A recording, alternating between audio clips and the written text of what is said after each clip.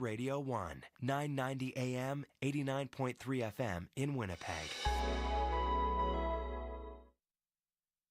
What happens when 12 Australian students from completely different worlds swap lives? I've only met one Aussie my whole life. New this month on CBC Gem, The Swap is a bold social experiment that sees communities, cultures, and religions collide. You do what you want to do, it's fine. I'll do me. Will they break down barriers, or will old divisions hold firm? I want to be seen as me and not my hijab. Find out in the 3-part documentary series, The Swap. Watch free on CBC Gem. You know the feeling of finding a really good podcast? Or the feeling of someone always being there, like your favorite radio show? Stream CBC Podcasts, CBC Music, and CBC Radio anytime, anywhere. Download the CBC. This is CBC News. At 12 o'clock, we're at 13 degrees with mostly clear, windy skies over downtown Winnipeg. Good afternoon, I'm Matt Humphrey. St. Boniface Liberal MP and Northern Affairs Minister Dan Van Daal is not running in the next federal election. He was one of 4 more cabinet ministers who have said their names will not be on the ballot. David Thurton has your details. Prime Minister Justin Trudeau is losing ministers from various parts of the country. From BC, Sports Minister Carla Qualtrough is among those who won't run again. And Trudeau is losing his lone Manitoba minister, Northern Affairs Minister Dan Van Daal. 2 other cabinet ministers from our largest provinces are also not reoffering. In Ontario, Philomena Tassi released a statement saying she won't seek another term because she wants to spend more time with her family. The Hamilton MP is one of the regional ministers of economic development. And then there's Canada's Minister of National Revenue, Mary-Claude Bibeau. Radio-Canada is reporting the Quebec minister is stepping down and considering a run for the mayor of Sherbrooke next year. Sources say these 4 ministers will be removed from cabinet and a cabinet shuffle will be scheduled for some time in the coming weeks. David Thurton, CBC News, Ottawa. Winnipeg Mayor Scott Gillingham hopes a proposed rail redevelopment report points toward smaller projects that can happen right away. Gillingham says moving rail lines out of the city, out of Winnipeg, sounds daunting, but smaller areas like a 9-kilometer rail line running through the north end, used only by the city, could be moved. Can we start there? Can those be transformed into places where housing or active transportation pathways could be put in place? So we're really looking at what is the art of the possible here and what could be done, and can we look at some incremental steps? The province has appointed former Cabinet Minister Lloyd Axworthy as the head of the study, looking at the potential of relocating rail lines outside of the city. Turning to breaking news coming out of the Middle East, Israel's foreign ministry says the head of Hamas is dead. Yahya Sinwar was the mastermind of the October 7th attacks. Israel's military says he was among 3 Hamas fighters killed by an airstrike in southern Gaza. Sinwar's death had been one of Israel's main objectives since the start of the war, but some Israelis fear what the killing could mean for ceasefire negotiations. The fact the man responsible for the massacre is dead, as they say, if he is or not. I'm not sure what does it mean about our hostages and their safety and how many of them are still alive. Israeli officials say DNA testing of Sinwar's body is still ongoing. Hamas has not commented at this point. Language, education, and age appear to be factors in whether people experience harms while in hospital. That's according to a report by the Canadian Institute for Health Information, or the CIHI. It shows 1 in 17 patients in hospital across the country experience harms while being treated. It also found people are 30% more likely to experience one of those harms if they don't speak English or French. Jeff Hines is with CIHI. If you're asked to communicate and try to understand someone who's providing care to you in a language that isn't your mother tongue, that can be very challenging, right? And so, our patients and provider communication, are they, communicating information about background, past care, recent history or medications? As well, the report found people with less than a high school education or who were over 85 were also more likely to experience harms. It recommends staff be educated on the issue and have qualified interpreters where possible. Tributes are pouring in for British singer Liam Payne. The former member of the boy band One Direction died in Argentina last night at the age of 31. An autopsy confirmed he died from injuries he received after falling from a third-floor hotel balcony. Julia Chapman reports. Outside the hotel where he died, fans mourning Liam Payne sing his music. Police in Buenos Aires are investigating what led to the musician's death. They arrived at the hotel after staff reported a disruptive guest who appeared to be under the influence. Payne's body was discovered in the building's courtyard with drugs and alcohol found in his room. There is no suggestion of foul play. The singer reached stardom as part of One Direction, which disbanded in 2016. In London, fans paid tribute to a talented young singer. We grew up with One Direction, we grew up with Liam Payne, so it was just extremely shocking. Tragic to hear someone from your childhood kind of passing away. Payne's family says they're heartbroken by his death. They say he'll be remembered for his kind, funny and brave soul. Julia Chapman, CBC News, London. And finally, Desiree Scott has announced she will retire at the end of the Kansas City Currents season. Born in Winnipeg, Scott has 187 career caps for Canada's national women's team, which is fourth most of all time. In Winnipeg, mostly cloudy with a high of 19 degrees this afternoon, and windy. Brandon, a few clouds and breezy with a high of 19. Dauphin, a high of 17 with a mix of sun and cloud and a chance of rain. In Flin Flon, a chance of rain as well, and you're seeing a high around 13 degrees. Thompson, a high of 11 and mainly cloudy in Thompson. And in Churchill, you're seeing showers with a high around +5 and wind. Right now, you're listening to CBC Radio 1.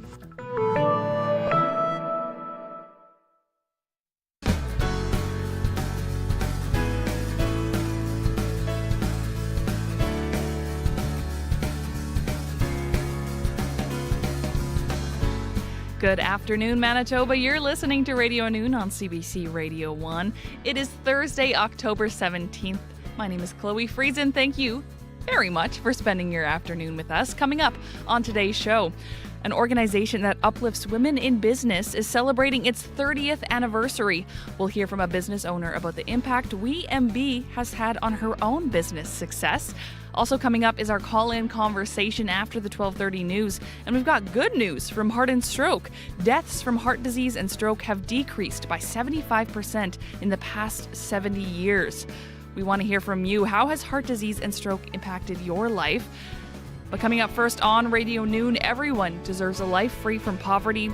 And Make Poverty History Manitoba is gathering at the Manitoba Legislature today to discuss how to make that a reality.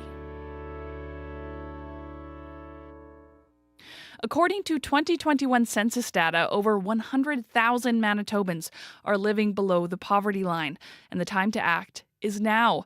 That's the message Make Poverty History Manitoba is sending out live right now at the Manitoba Legislature on the International Day for the Eradication of Poverty.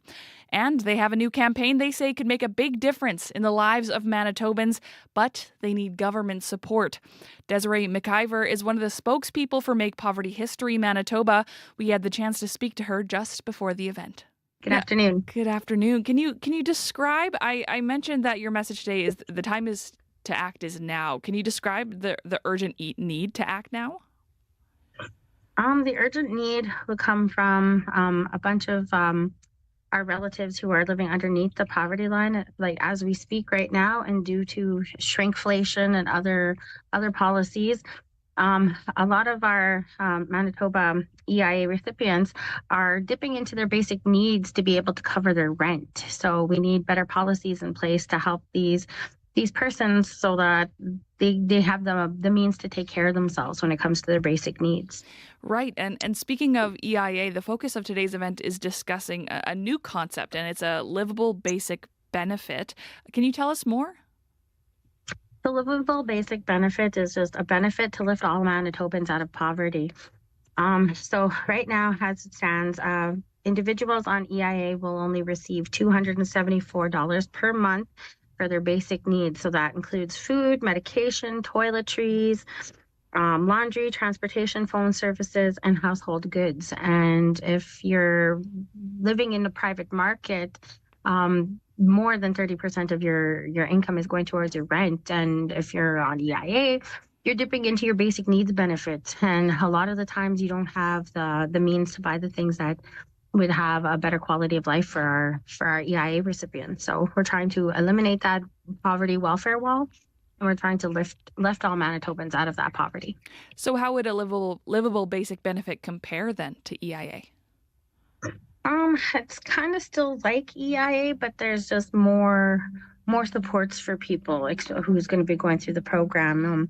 It'll like, the purpose of the program is to eventually like help within the healthcare system and the legal system, because like I've heard, like I work at One Just City, but there's been rumors of guests who take advantage of those situations just so that they can have a warm place to sleep and free food. And that shouldn't be an option for people. We should be providing them with the basic needs to have a better quality of life. So with this livable basic benefit, it will lift people out of poverty. It's fixed to inflation. There's it's portable, it's income tested. EIA is currently 40% of the poverty line for single individuals. And we must bring all the incomes to 75% of the poverty line and work with federal governments to make it 100%. So we need the government and to back us up with these policies. Right. What sort of support would you need to sustain something like this? I know you're meeting family ministers, Nahanni Fontaine, today. What do you hope that conversation is like? Well, this would be the second meeting we've had with Nahanni Fontaine, and from the first meeting I gathered it was well received. It was a well received message. Nahanni Fontaine was a little hesitant, but she at least heard us at the table. A couple of years ago, we tried to go to the table with this as well too, and it wasn't well received at that time. But with Nahanni Fontaine being in chair right now and the legislative grounds, she has an open heart and an open mind to hearing what we have and the great work that many of our community members have done. So action for every regular person would be actions you could take are write a message of support on our website, share our social media posts, send a letter of support with an official letterhead to show business and organizations are standing behind us in this campaign. Host a learning event, volunteer with the provincial working group. It's Make Poverty History. We do Zoom meetings, regular meetings. It's all about the community coming together for the better of the community. The event also includes people with lived experience of poverty. Why do you think it's important that their perspectives are heard in events like this? I'm one of the lived experience educators when it comes to these matters, and I've been experiencing poverty my whole entire life. I was born into poverty, and it's like one of my favorite quotes is from Michael Redhead Champagne when he says, "Nothing about us without us." So in order to make these policies go forward and happen, there needs to be Indigenous representation at the table as well. And I bring my lived experience to it.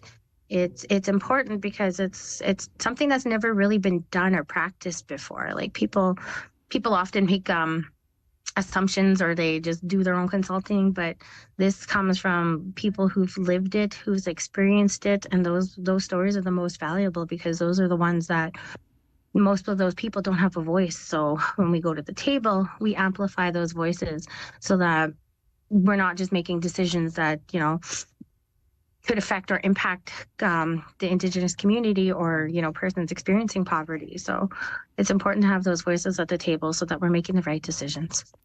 Desiree, thank you so much for joining us this afternoon and best of luck later today. Thank you so much. You have a great day. Desiree McIver is with Make Poverty History Manitoba. The organization is marking International Day for the Eradication of Poverty with a campaign launch event at the Manitoba Legislative Building's Rotunda. It's happening right now until 12:45. Your local news at your fingertips. CBC News has a local news app made for your phone or tablet. So don't waste time scrolling for the local stories you want. Just download the app to get the information that matters to you when it happens. And how you want it. Another way to get your local news. The CBC News App. Download it today.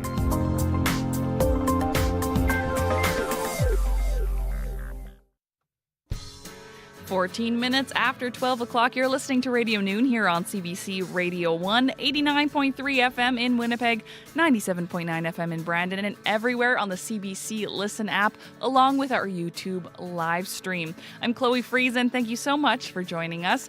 Still to come on Radio Noon, an organization that uplifts women in business is celebrating its 30th anniversary.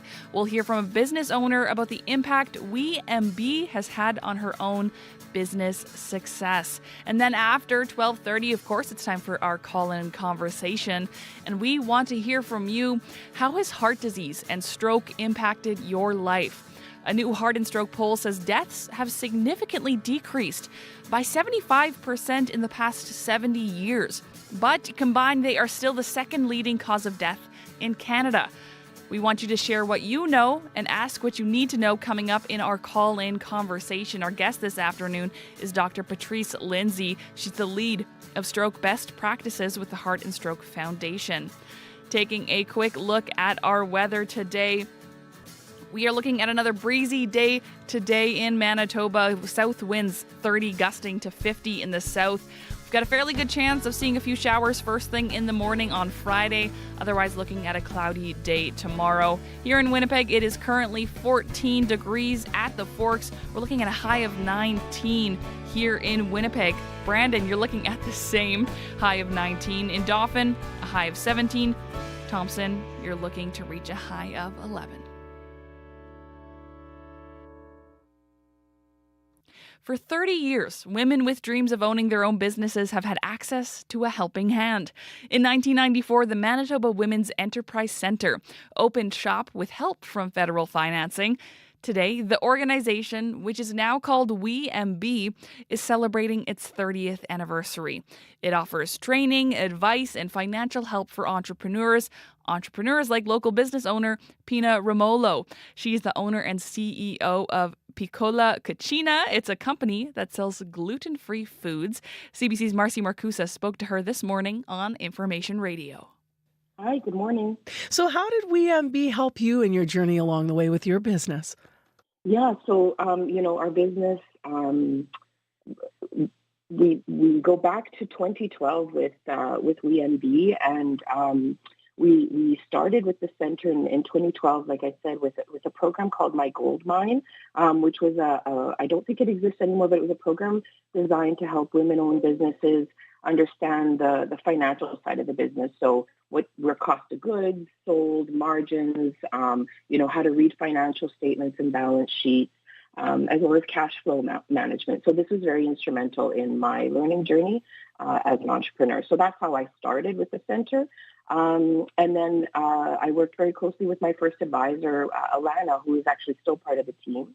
And she was just a sounding board and supporter, and validated me and my insecurities, and just saying, this is normal, and these are things that because it's very lonely and hard being an entrepreneur sometimes. And so the center was there to help support my thoughts and ideas, and validate some of the things that I was maybe questioning and that sort of thing.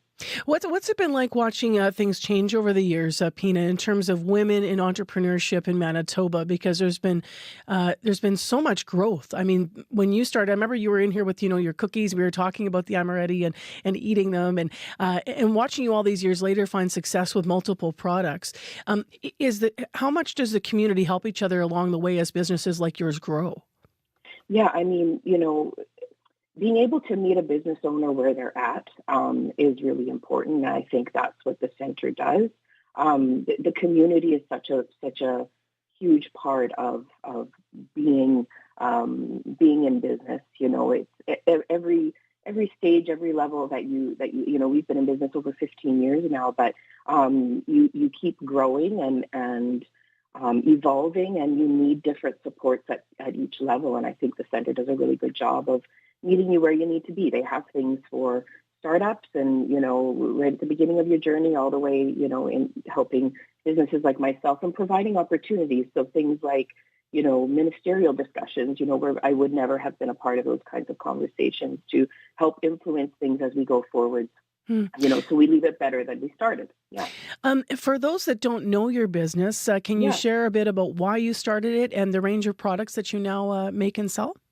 Absolutely. So we're a women-owned Canadian manufacturer. We're located here in Winnipeg. We were founded in 2009 as a manufacturer of single-line almond-based products, and we've now also evolved to a producer of allergy-friendly products, which include, as you mentioned, our macaroons, almond pie shells, almond flour tortillas, as well as pizzas, pizza crusts, and superfood desserts. So these latter three were actually as a result of an acquisition of a business last year, Judy G Foods out of Calgary. And so our products are available across Canada through Safeway, Sobeys, Costco online, and then, of course, through some local stores like Vita Health here in Winnipeg. Congrats on all that success over the years. Thank you so much. Thank you. What special challenges do women face as entrepreneurs, would you say? Yeah, it's okay to go into debt to grow your business. And that was told to me often. And until I became comfortable with that, it was certainly a turning point in my own business. It's really hard to think about taking on debt to grow, but you really need it in order to take your business to the next level. And so the center was really, I've been a loan client of theirs since very early on as well. And so, you just learn how to manage your cash and know that it's okay to do, good debt is okay for a business. What advice would you give to a woman maybe listening who wants to get into business in Manitoba? Maybe they're not sure how to start, or they have, they feel like they've got imposter syndrome, that they can't possibly be an entrepreneur. Totally. Yeah, totally. Reach out to the women's entrepreneurs. There's so many organizations. We're very lucky here in Manitoba that are there to support businesses wherever you are, whether, like myself, a food manufacturer. We have an association, Food and Beverage Manitoba, that helps food businesses. But, the center is a really good place to start and build that community around you. Good lawyer, good accountant, those services that are really key, and surround yourself with people that know things that you don't know so that they can help you on your learning journey. You've got something special to mention before we go this morning that relates to the anniversary, I think, right? Yeah, just to commemorate the anniversary of Women's Enterprise Center, we have a promo code that we'd like to share. So on piccolacucina.com, you can enter the promo code WEMB. Until the end of October, we're offering 15% off all of our products. Thank you so much for being with us this morning, Pina, and enjoy commemorating this special anniversary for WeMB. Appreciate you sharing how they impacted and helped you along your business journey. Thank you so much for the time this morning. Have a good day. Pina Romolo is the owner and CEO of Piccola Cucina. She was speaking with CBC's Marcy Marcusa this morning on Information Radio. And as mentioned tonight, WeMB is celebrating its 30th anniversary at the Canadian Museum of Human Rights from 5 to 9 p.m. We've got a song for maybe the entrepreneurs out there who are doing what they love. This is Tyler Mullendore with Living the Dream.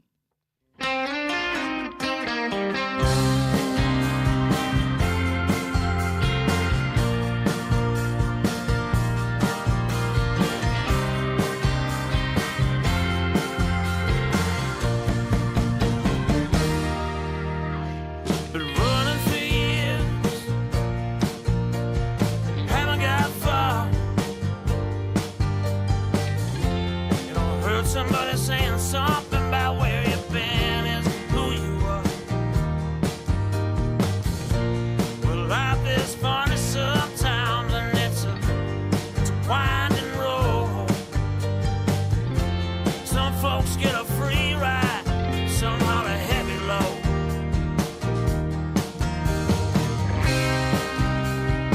Some call it wild stuff.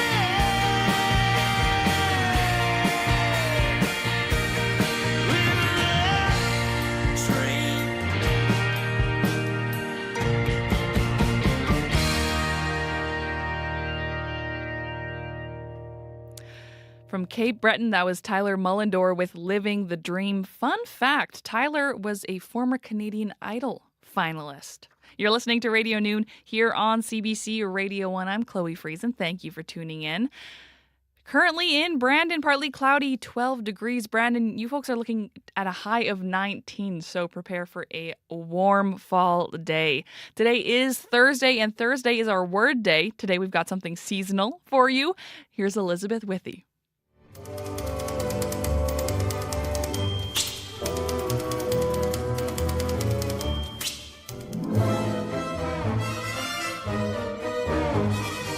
What are you going to be for Halloween?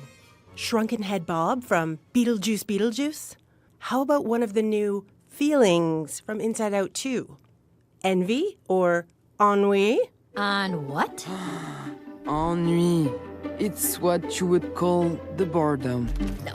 Oh, nicknames! I'm gonna call you Wee Wee. No. Maybe you'd rather dress up as someone real. Chapel Roan? Shohei Ohtani? Kamala Harris? Or, hey, there's always the classics. Witch, devil, ghost.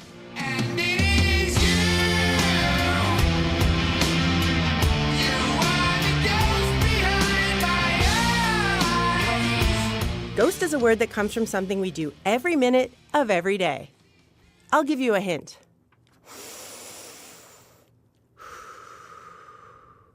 In Old English, ghost was gast, meaning breath. Or it could be a spirit of some sort. Good, bad, shrunken-headed. That Old English word gast comes from the Germanic word root geistes, which, also inspired something that sounds a lot like ghost. Guest. Be our guest, be our guest. Put our service to the test. Tie your napkin round your neck, Sherry. Speaking of inspirations, there tends to be an overlap between airflow and spirits, at least in language. In ancient Greek, pneuma, with a P, meant breath or blow, but also meant breath of life, breath of inspiration, or spirit in a religious context. And in Latin, the verb spiro can mean breathing or being alive, hence inspire.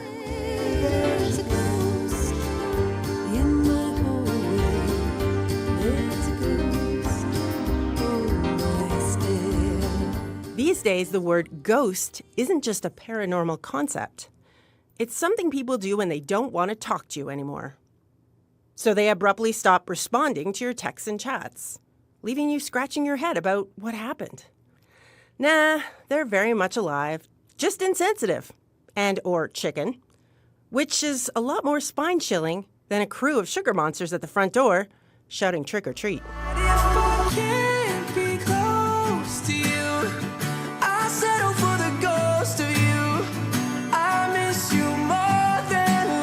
For CBC Radio, I'm Elizabeth Withy.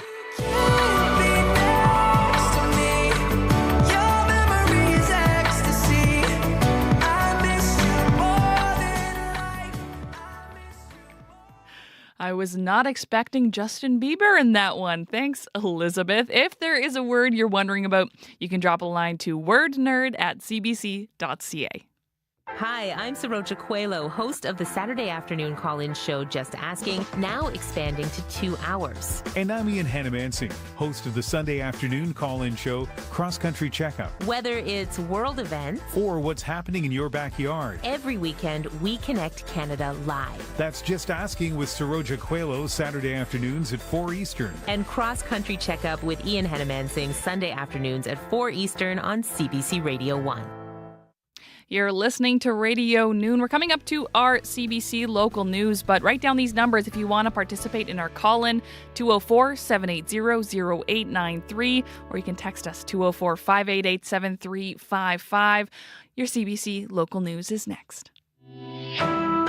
This is CBC News. At 12:30, we're at 14 degrees with mostly clear, windy skies over downtown Winnipeg. Good afternoon. I'm Matt Humphrey. St. Boniface Liberal MP and Northern Affairs Minister Dan Van Daal is not running in the next federal election. CBC has learned Van Daal is one of 4 more cabinet ministers who have said they will not run. All were elected in 2015. This brings the total number of cabinet ministers who will not run again to 6. Prime Minister Justin Trudeau is now expected to shuffle his cabinet in the coming weeks. A new report from the Canadian Institute for Health Information, or CIHI, finds 1 in 17 patients experienced harms while in hospital. It also found people who do not speak English or French are 30% more likely to have had one of those harms. Jeff Hines is the manager of population health at CIHI. He says communication is key. You need to understand this in a very clear and coherent fashion. If not, that introduces risk, right? And so during anybody's hospital stay, patients will interact with many different providers many different times. And each of those interactions kind of can increase the risk of experiencing harm. Other risk factors include having less than a high school education and being older than 85. The report suggests educating healthcare providers on the issue and using qualified interpreters where possible. Major news today out of the Middle East. The Israeli military has now confirmed senior Hamas leader Yahya Sinwar was killed in a recent military operation in Gaza. Sinwar was one of the chief architects of the October 7th Hamas attacks. The military says the operation in question resulted in the death of 3 militants. Sinwar's death had been one of Israel's main objectives since the start of the war. And in case you missed it, U.S. Vice President Kamala Harris took part last night in what was a relatively short but feisty interview on Fox News. Ethel Musa has your details. Kamala Harris's interview with Fox News is being described as combative, heated, and testy. She clashed repeatedly with her host Brett Baier, who regularly interrupted her when discussing issues like illegal immigration, gender-affirming surgeries for prisoners, and Joe Biden's mental fitness. Some political experts are applauding her decision to speak with the conservative-leaning network, which is popular with millions of Republican voters who Harris is hoping to appeal to. Last night, she took aim at her opponent Donald Trump's policies, and Harris made it clear she will bring her own stamp to the presidency. My presidency will not be a continuation of Joe Biden's presidency. And like every new president that comes in to office, I will bring my life experiences, my professional experiences, and fresh and new ideas. I represent a new generation of leadership. Ethel Musa, CBC News, Washington. And for news anytime, you can head to our website, cbc.ca/Manitoba, or you can use the CBC News app. Thank you very much, Matt. Back soon, Chloe. That's CBC's Matt Humphrey. I'm Chloe Friesen, filling in here as host on Radio Noon. Wendy Parker is our show director this afternoon. Marshall Hodgins is our technician. Kevin Ipatebo is running that YouTube live stream. Thank you, Kevin. And Riley Lachuk, our CBC weather specialist, has now joined us in the studio. Riley, I was looking at your forecast. Yep. A high of 19. 19 degrees. What is a normal seasonal temperature for 9? These? Okay. We're looking at a full 10 degrees. degrees above seasonal for this time of the year. And it looks like we are going to continue this above seasonal stretch into the weekend, dying down, tapering off to more seasonal temperatures by early next week again. All right. So, if you're a fan of the warmer fall, enjoy the conditions while you can, because things will change. Okay.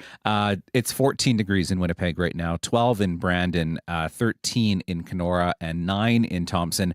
3s in Tadouli Lake and Churchill, where we have seen a little bit of cloud cover and some scattered showers still pushing through far northern Manitoba, particularly along the Hudson Bay coast. For the rest of us, mainly sunny skies. There's a little bit of cloud cover and a few sprinkles in extreme western Manitoba and into parts of the northern Interlake. Really, though, not much to speak of today. We're looking at mainly sunny but breezy conditions for most of southern Manitoba. Still a chance, particularly in the Parkland, that we could see a couple of stray showers through the afternoon today. Otherwise, we keep a mainly sunny sky today. Cloud starts to build in tonight, and then we see a trough line associated with an area of low pressure crossing the province very quickly through the morning hours tomorrow. So expect I'm going to say in Winnipeg, at least between about 5 and about 8 in the morning, a few showers to roll through tomorrow morning. So during that morning commute time, really making its way sort of west-east across southern Manitoba, extending from Dauphin through the Interlake and into eastern Manitoba. So expect a few showers, brief, but a couple of showers to the morning hours, early morning hours tomorrow. That does push off into northwestern Ontario by the lunch hour. So places like Kenora through Fort Francis, Red Lake, looking at a few showers into the early afternoon hours tomorrow. Otherwise, a mainly cloudy sky for southern Manitoba through Friday. Saturday, we clear out again under the ridge of high pressure that has been impacting parts of southern Saskatchewan, bringing some very warm temperatures there, clearing us out as we get into the weekend once again. So we'll be back into the warm temperatures. Winds looking at south 30 gusting 50. Could see the odd gust, particularly the further south you are, closer to 60 through the afternoon hours. The winds do die off as we get through the later afternoon today into tomorrow. Looking at 19 in Winnipeg this afternoon, could top 20 in some locations, 17, 18 through the west, 12 in Thompson this afternoon. I've got Winnipeg at 13 tomorrow, 15 for Saturday, 18 for Sunday, 20 for Monday, and then 8 for Tuesday. Ooh. We really fall off quickly once we get to Tuesday, Wednesday, back to highs of like 6 and 7 degrees by the end of next week again. 'Tis the season. Yeah. All right. Thank you, Riley. You're welcome. That's CBC weather specialist Riley Lachuk. I'm Chloe Friesen. Thank you very much for joining us this afternoon on Radio Noon. And we have good news from Heart and Stroke. A new study says there has been a 75% decrease in the death rate from heart disease and stroke over the past 70 years. But heart and stroke-related deaths are still the second leading cause of death in Canada. So today on our Calling Conversation, we are asking you, how has your life been touched by heart disease or stroke? How have you made changes in your life to become more heart healthy? Do you have any questions about how to protect your heart and brain health? You can call us at 204-780-0893. That's 204-780-0893. Our show director, Wendy Parker, will answer those calls and then we'll have you on the show. You can also text us at 204-588-7355. That's text at 204-588-7355. And on today's Calling Conversation, we are joined by Dr. Patrice Lindsay. She's the lead of Stroke Best Practices with the Heart and Stroke Foundation, and she's in Toronto. Welcome to the show, Dr. Lindsay. Good afternoon, Winnipeg. So this is good news. What accounts for this success story? Many factors. So there's been a tremendous wealth of knowledge we've learned through research. We funded, billions of dollars in research over the last 70 years that has been groundbreaking and world leading. We have spent great deals of time working with individual clinicians and hospitals to take those research breakthroughs and get them at the front line so that patients are being treated faster with the best medications and the best treatments possible, and really pushing to make sure that everybody in Canada, for as much as possible, can have access to those groundbreaking treatments. Now, this is a 75% decrease in the death rate from heart disease and stroke over the past 70 years. If we go back 70 years, what do you think has changed? What's been the most significant change that accounts for these numbers? Several things. We've learned more. We just know more. We know how to treat these conditions better.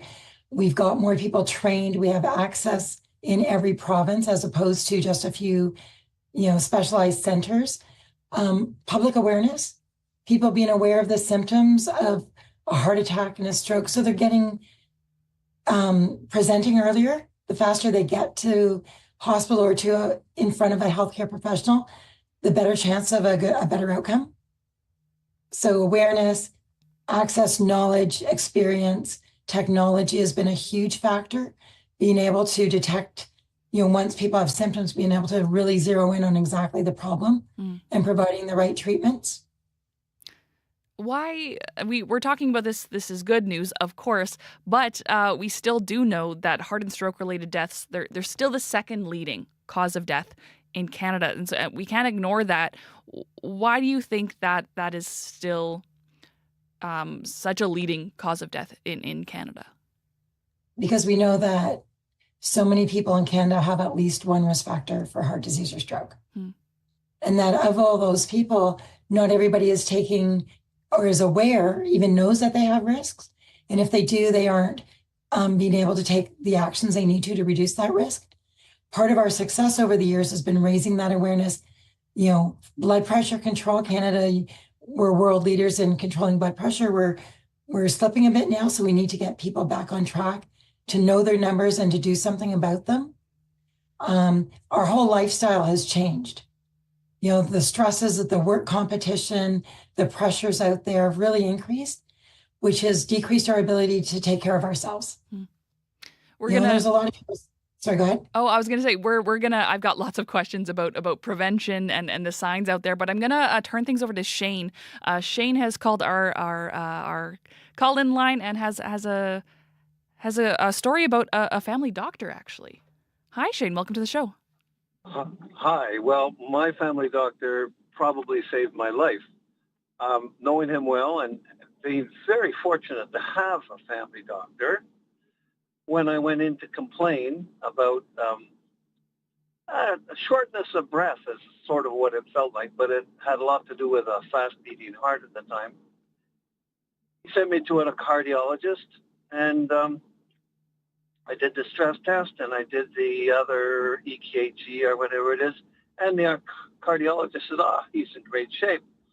But my doctor knows me, and he suggested doing an angiogram, and a week after the angiogram, I had 3 stents, which changed my life in that I felt 30 years younger. So prevention is really, I'm all for prevention of heart attacks, but I'm also suggesting that your family doctor is really good person to know you. Shane, thank you so much for calling in with that story. I really appreciate it. My pleasure. And glad to hear that you're doing well. Sorry, just Dr. Lindsay, my mistake. Dr. Lindsay, what comes to mind when you hear about that, about the impact of frontline medical staff in preventing heart disease?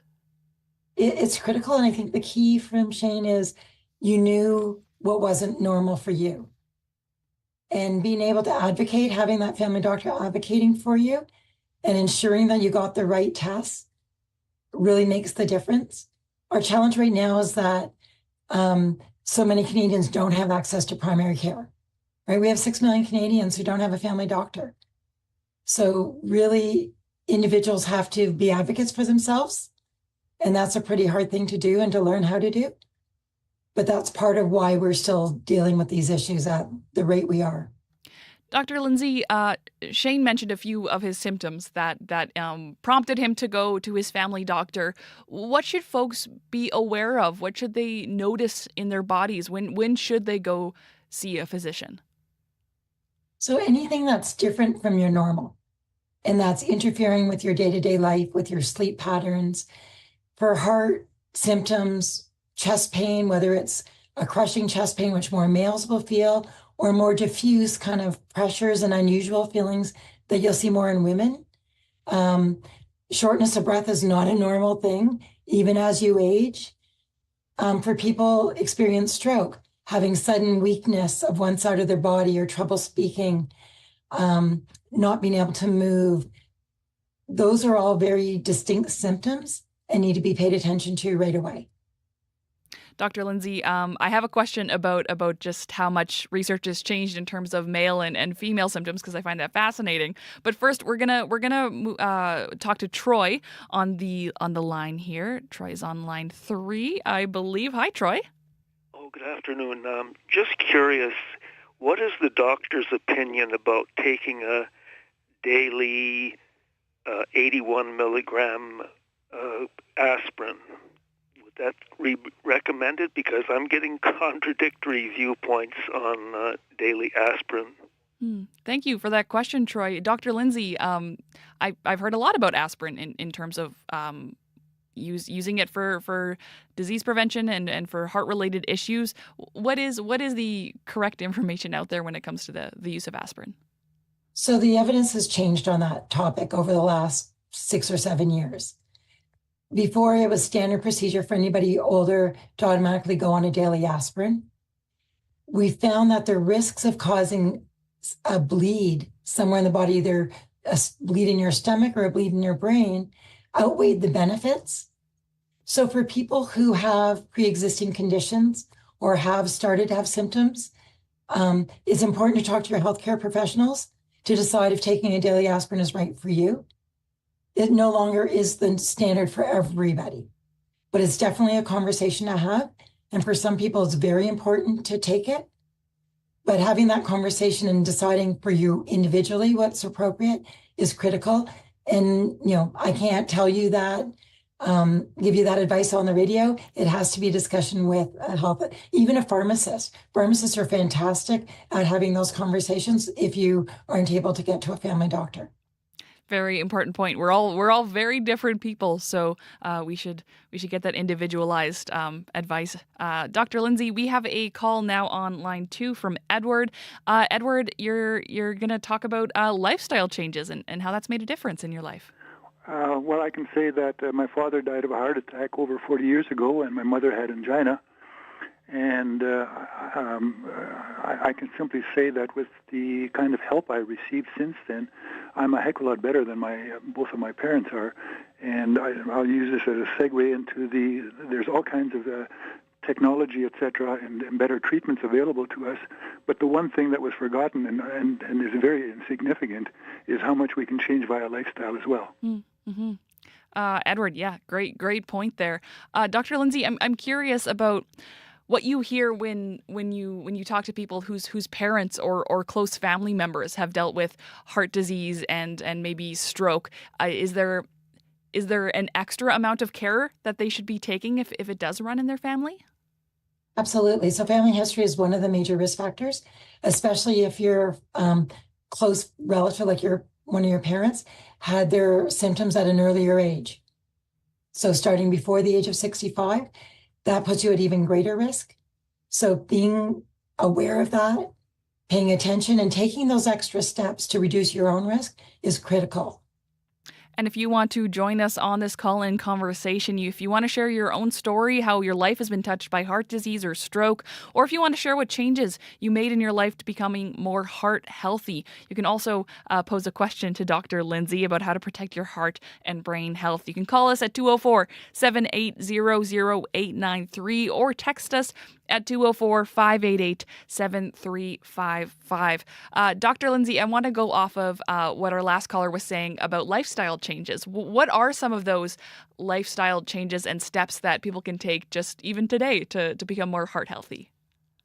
Well, Manitoba's having great weather right now. We are. You heard the weather report. So get outside. The best thing you can do for your heart, your brain, your mental health, your cognitive health is to go for a walk.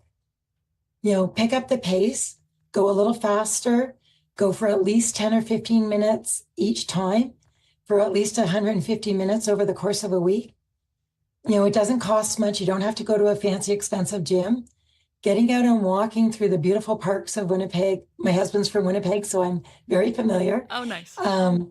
Enjoying this great weather, getting out, and in the winter going to indoor centers, watching what you eat, like really thinking about portion size, reducing the processed foods because that's becoming a major problem.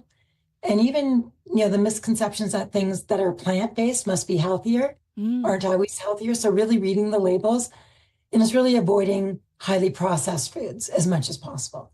The other reality is the affordability of healthy food. So really when thinking about, your lifestyle and what can you do within your own capacity and affordability, but there are things everybody can do, make small tweaks in diet. But getting out there and walking is the easiest and very rewarding thing you can do. And Winnipeg becomes a bit of a winter playground too. There's still opportunities to get out and moving in, even when we get that dreaded snowfall. Although some people are very eager for it to snow. I know a lot of skiers and snowboarders out there who love the snow. So, Dr. Lindsay, we just got a text actually regarding diet. Someone asks, is the Mediterranean diet still recommended as a heart-healthy diet? Yes, Mediterranean diet is one. There are several. The DASH diet, which is focused on sodium reduction, but Mediterranean, where it looks like, lots of grains, fish, less red meats is considered, and not just popularly considered, it's got evidence to show that it does reduce your risk of heart disease and stroke. And it's a great thing to look at, just all pure foods, fresh foods, lots of vegetables, lots of grain. That question was from Wendy, so thank you, Wendy, for texting in. If you want to text a question or you just want to tell a story about how your life has been touched by heart disease or stroke, you can text us you can text us at 204-588-7355 or call us at 204-780-0893. So many numbers out there. Now, in terms of how people's lives have been touched by heart disease and stroke, you have research that says 6 in 10 Canadians have personally been touched by heart disease and stroke. That's a staggeringly high number. How do we get that number down? By everybody knowing your risks and taking action to reduce those risks. So being touched by is either you personally had some heart disease or stroke event, or your parents, your siblings, your close aunts and uncles. That number has gone up. It used to be 1 in 5, and it's now 1 in 6. Interesting. So heart disease and stroke continue to be number 1 killers in Canada, especially for women. And we need to each take the moment to think of our own risks, to have conversations with nurses, pharmacists, go to the Heart and Stroke website. We're currently working on a new risk screening tool to help you identify those risks. And it doesn't have to be great big actions. Like, you don't have to go cold turkey on New Year's Day and make all these resolutions. Just small changes every day and keep at them, like things you can do that are things you can keep doing will actually change those numbers. You mentioned that the numbers can be higher for women. How aware now are medical professionals about the risks to women and how women might present symptoms differently than males? What do we know now? We know that we're getting better at it over the last few years through research and, really taking the time to understand the data and evidence in front of us. Women do present differently. They have different symptoms of heart attacks. Often they've gone to emergency departments and been sent home saying it's GI upset, you're stressed, and then coming back in a major heart crisis. So we are doing our best across the country. There's tremendous work being done by many organizations, but we're all working together to raise awareness and educate at every level health professionals about those differences so that women are recognized faster. Because the longer anybody delays getting treatment, the worse the chance of a good recovery would be. So it's really important. And if you, as I've said earlier, if you know yourself and you know that something's not right, speak up. Fight for your case, even though that doesn't sound like you should have to. Fight for what you know is different and that you need help. And hopefully for all of us, that will help shift those numbers. We have a call from Bob on line 1. Hi, Bob. Welcome to Radio Noon. Good afternoon. I really have a warning for everyone to if they feel that they're having any kind of cardiac issue, do not drive to a hospital. Do not continue driving. Do not try to get somebody to take you to a hospital. Dial 911. The guys in the trucks and the ambulances will show up within 7 to 10 minutes. And as soon as they arrive at the location that you are, they will start treatment. And the treatment involves hooking up by the magic of the interweb with the hospital, and all of your stuff is communicated to the hospital. And so the hospital will know what they're dealing with before you get there. Bob, thank you so much for joining us. Thank you. You're very welcome. Dr. Lindsay, what Bob said is to not drive. Is that the same advice that Heart and Stroke Foundation would give as well? Please do not drive. Please do not drive somebody else. Call 911. Bob said all the right reasons. The other reasons are that not every hospital in the country or in your city is equipped to handle an emergency heart or stroke situation. And so also EMS will know which hospital to go to. And the hospitals have agreements. It may not be the closest hospital, but it'll be the closest one that offers the right treatment. And so that's really important as well, because time is of the essence when these symptoms start. All right. right. Well, thank you, Bob, for that call. Very important information we got out there. We have a text question. It asks if you have a genetic predisposition, if someone in your family has experienced heart disease or stroke, how difficult is it to avoid heart disease or stroke yourself? It certainly increases your risk by having somebody in your family. Not everybody who has a family member will also experience the disease, but you are at much higher risk. So being aware, as we've said earlier, taking precautions, really being mindful of your risks and how you can reduce those. There's no magic, crystal ball that will tell you whether you will or will not experience, but you can certainly do a lot to help reduce your risk. Dr. Lindsay, what surprises people the most when you talk about heart and stroke and prevention and stats that are out there? What do you say that most people go, I didn't know that? The age of heart disease and stroke is getting younger. It's no longer a disease of the 60 and 70 and 80-year-old people in Canada. We're seeing it in 20 and 30 and 40-year-olds. Risk factors such as high blood pressure and diabetes are showing up 10 years earlier. And that's putting people at risk, way before their time. And that's part of what's contributing to the fact that it's still one of the leading causes of death in Canada. So being aware much earlier, paying attention to these things, not saying, I don't have to worry about that till I'm 50. Women who are pregnant and have high blood pressure or diabetes in pregnancy. Some people will tell, as soon as your pregnancy is over, it'll all go away. It doesn't. That puts you at a higher risk of having, lifelong hypertension within 5 years. And nobody tells women that. So those are the things that surprise people the most and the message we have to get out there. Dr. Lindsay, thank you so much for joining us this afternoon. I really appreciate it. Oh, thank you for sharing the story. Dr. Patrice Lindsay is the lead for stroke best practices with the Heart and Stroke Foundation. We reached her in Toronto. And thank you to everyone who called and texted our call-in line this afternoon. We are at 12:57 here on Radio Noon. So we're coming to the end of our program, but lots still to come on Up to Speed starting at 3 o'clock. Faith Wundal, host of that show, joins me now. Chloe Friesen, October is National Library Month, so we thought we'd reach out to a librarian to talk about what the job means for them, why they do it. Some may think it's not a complex job, but the duodecimal system is very complicated. So yes, we're going to talk more about why they've decided to do that. Also, you've probably been to an escape room. I have. The CRA, the Canada Revenue Agency, wants you to escape scams with the help of their escape room. I'm intrigued. We'll hear why the CRA has set up shop at Polo Park Mall and why they're trying this creative way to help inform Winnipeggers. It's there until this weekend. So we're going to hear from a spokesperson about what you need to do to get out of their escape room. Coming up.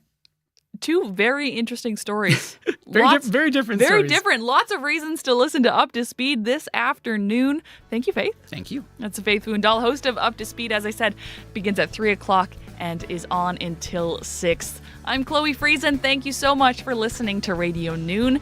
And thank you to our whole team that helps put the show together. Marshall Hodgins is our technician.